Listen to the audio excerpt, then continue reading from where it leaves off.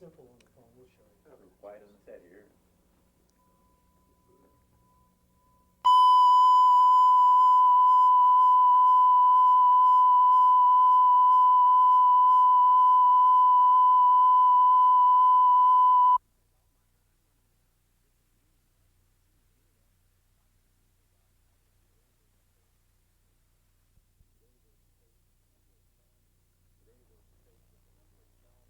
Today we're faced with a number of challenges, balancing the state budget, agreeing on a wilderness bill in Congress, and we stand ready to take a full and active part in the discussion of the public policy. We are not about to stand silent or to avoid the difficult issues just because we think that the problems are complex or the answers are not sugar-coated. We plan during the next year to re-elect Ed Smith to the Montana Supreme Court, to elect Pat Williams to Congress, and to replace Conrad Burns as United States Senator. At the same time, we're going to maintain our positions on the Public Service Commission, and we're going to retake a majority in the Montana House of Representatives and keep our majority in the Montana State Senate.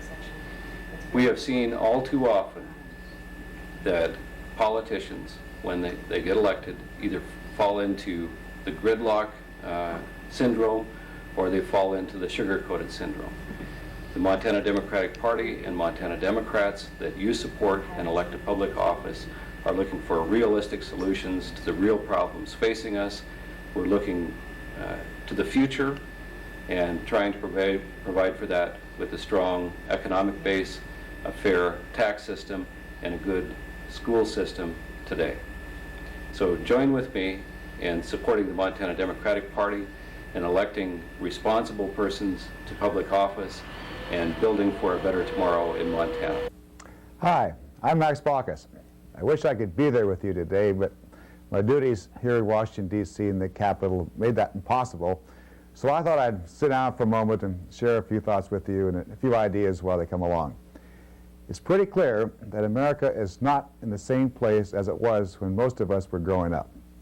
Whether it be job creation, health care, strengthening our economy, or protecting our environment, the difficulties of yesterday seem to have magnified 100-fold these days, and the tough issues of the past have become almost impossible issues to solve today.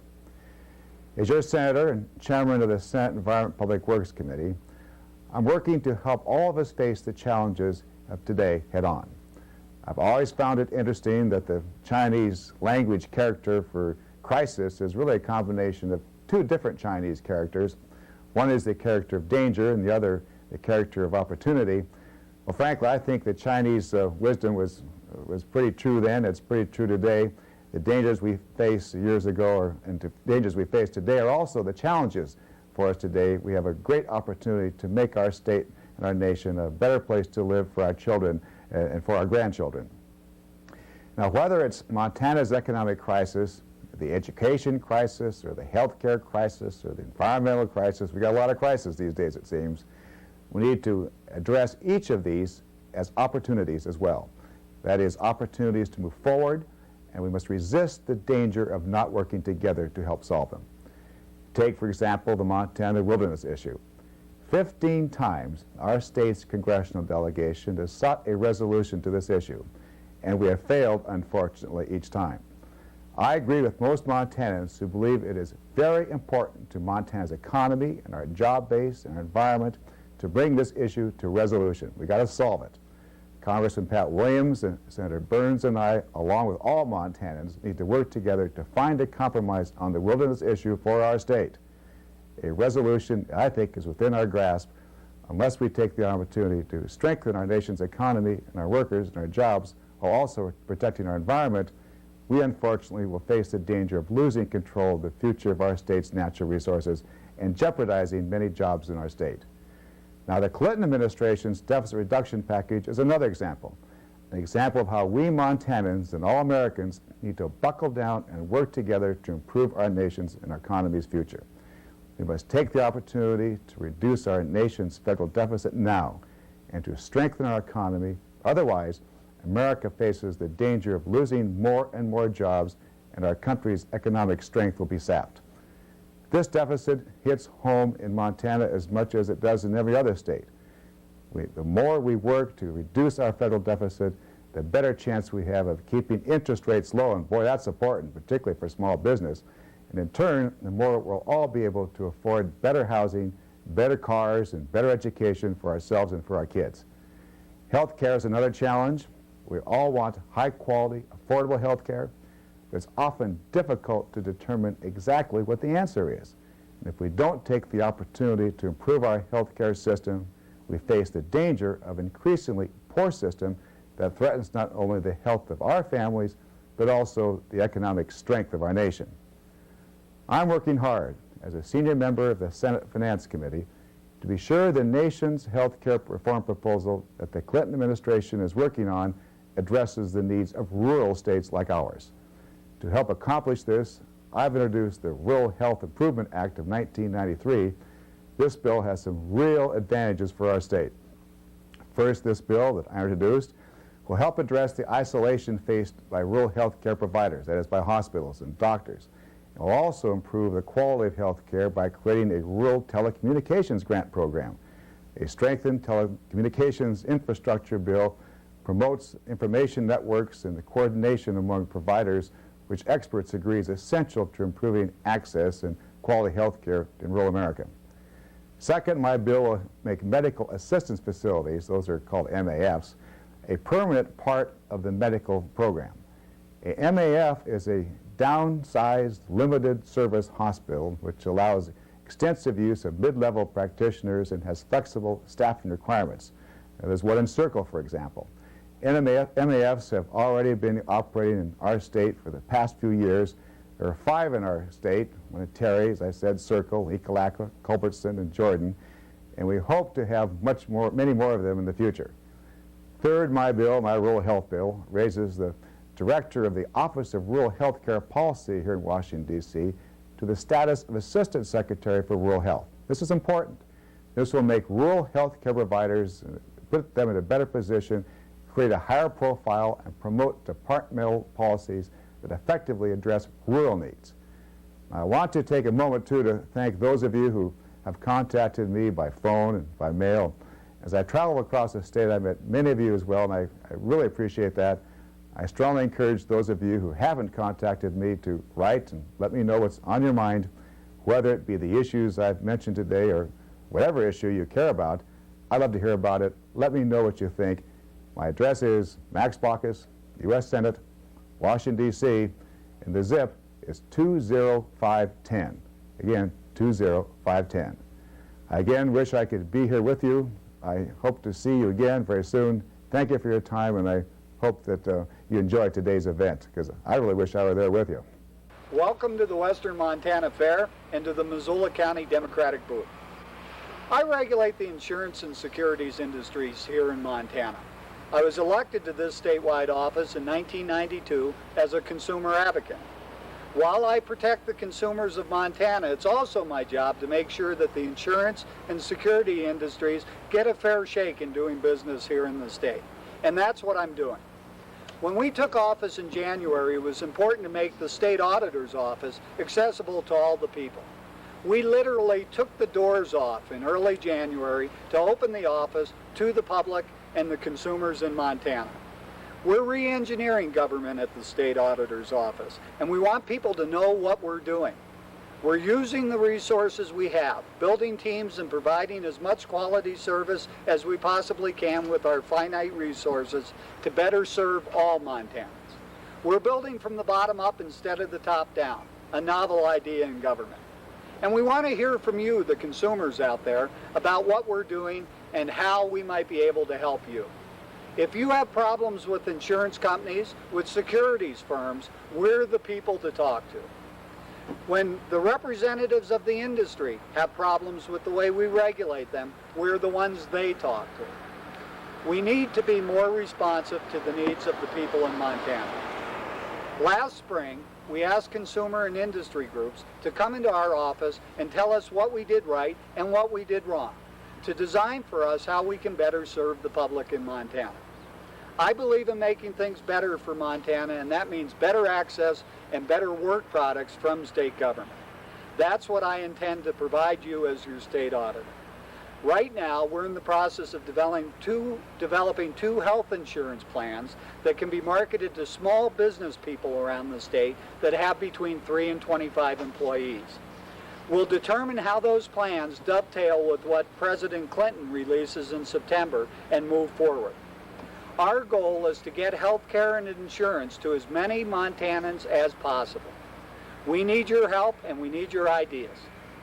What we need in Montana is a Montana solution, one that gives us the flexibility to tailor reform to our rural health care needs. We also need to guarantee access to health care for all Montanans, not just the rich. We need to make sure that the health care that Montanans get is as good or better than what they currently have under this system. Everyone should have access to adequate health care. It's a right. We also need a system that gives consumers a choice so that they'll shop around, feel free to shop around for providers or insurance plans that best fit their needs. And Montana needs a system that contains spiraling health care costs so consumers can afford insurance not just today, but in the future. Controlling costs is very important, and we won't take our eyes off that for Montanans. I believe in Montana and Montanans, and I believe the staff at the State Auditor's Office can do the work needed to make this a better place to live and work. My door's always open, and I'd encourage you to contact us with any problems you might have. If you need help, call me, Mark O'Keefe, the State Auditor, at our 1-800 number. The number is 1-800-332-6148. Again, 1-800-332-6148. We'll be able to answer your questions and help you solve your problems. Thanks for stopping by at the Democratic booth. It's good to see you all. Go out and enjoy the fair. I hope it's not raining in Missoula. Remember, look for Democrats to help the people of Montana in the future, and if you need our help, come to us. Thank you. I'm Bob Rowe. I'm honored to be your Public Service Commissioner. The Public Service Commission sets rates and service requirements for electricity, telecommunications, natural gas, and water. It also regulates intrastate transportation. Our job is to responsibly balance the positions of all of the parties in order to achieve fair rates and good service for Montanans. It's a complicated and challenging job, but it's important to Montanans day in and day out. Telephones, electricity, and natural gas are all undergoing enormous changes. New technologies, increased competition, and new approaches to providing service are beginning to affect Montana.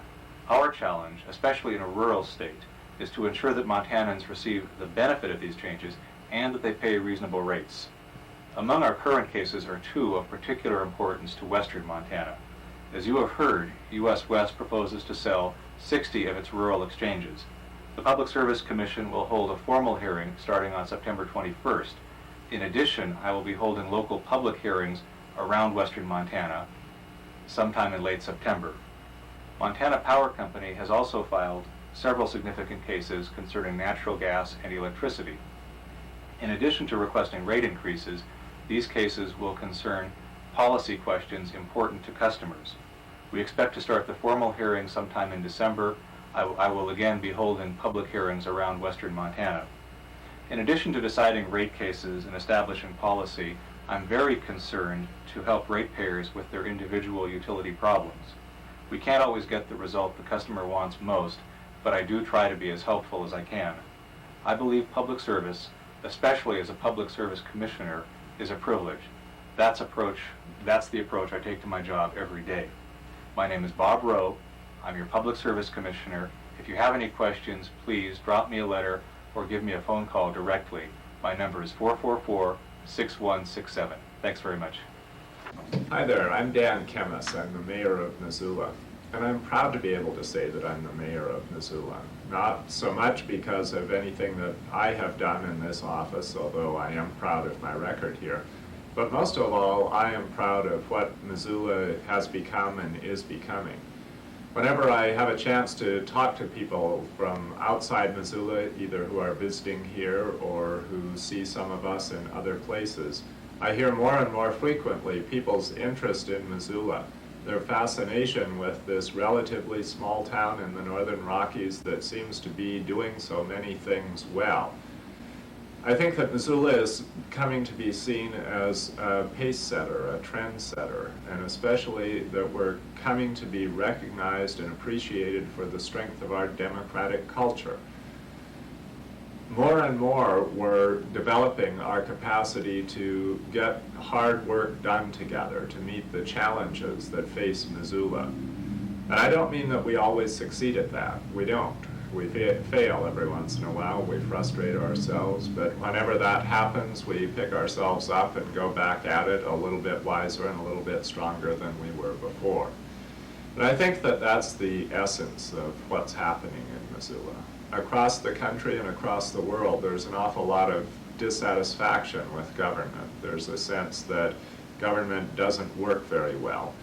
And more often, people are turning against government. There's a certain amount of that in Missoula, too. But here, I think our real strength is the realization that people have that government by itself can't solve our problems, that the only way that democracy can ever work is if people themselves pitch in and learn to do the work together.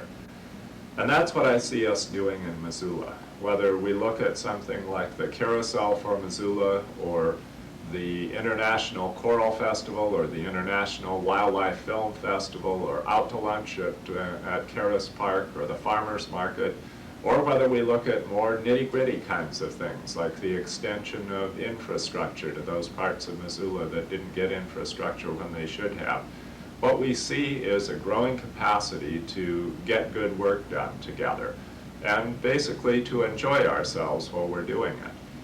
As we do that, I think that we become an education to our children. We build in them an understanding of what a democratic culture might be all about, not in words, not in terms of documents, but in the way that people actually live in a place that they care deeply about. So that's the reason that I say that I'm proud to be the mayor of Missoula. It's been a great delight for me to have had an opportunity to work with so many good people from so many walks of life during this last 4 years. I'd like a chance to do it for another 4 years. I'm going to do everything I can to get reelected. But I've come to realize that this office of mayor is not my office. It's an office that belongs to the people of Missoula. And if I'm given another opportunity to serve in this office, it will only be as it should be, because the people of Missoula have said that they want me to do that. So I do hope that I get that chance. And if I do, I will do my best to continue to move Missoula forward. But I'm confident that Missoula will move forward in any event, because it is such a great democratic city where the people themselves are in charge and know themselves to be in charge, and are always building up their capacity to make this a better and better place to live.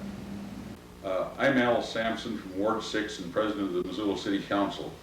I think the Missoula City Council is a very democratic and representative group of people, with 12 of us being elected from 6 wards. And I think everyone in Missoula is guaranteed a geographic representative from their particular area of town. I'm particularly proud of the manner in which the City Council has handled the finances for the City of Missoula. Missoula has probably the best is probably in the best financial condition of any city in the state. We've done this without raising the mill levy. In fact, our mill levy this year is down from preceding years if you disregard the voted mill levy on the new fire stations, which the people of Missoula graciously voted for. One of the strong points we've had is the extension of the sewer system. We've managed to close off over 1,000 different septic tanks in Missoula by expansion of the sewer system. And I think this has been very good for the aquifer. We have also, in conjunction with the county commissioners, have established the water quality district, which I think is a step in the right direction to protect the aquifer for forevermore, because we need that for our drinking water. The partnership in health is another place where we've had a very good cooperative effort of establishing some basic health services for the residents of Missoula and Missoula County. I believe overall the Missoula City Council can be proud of their efforts, and I think you can be proud of the Missoula City Council in providing very good services for the city at a reasonable cost. Thank you.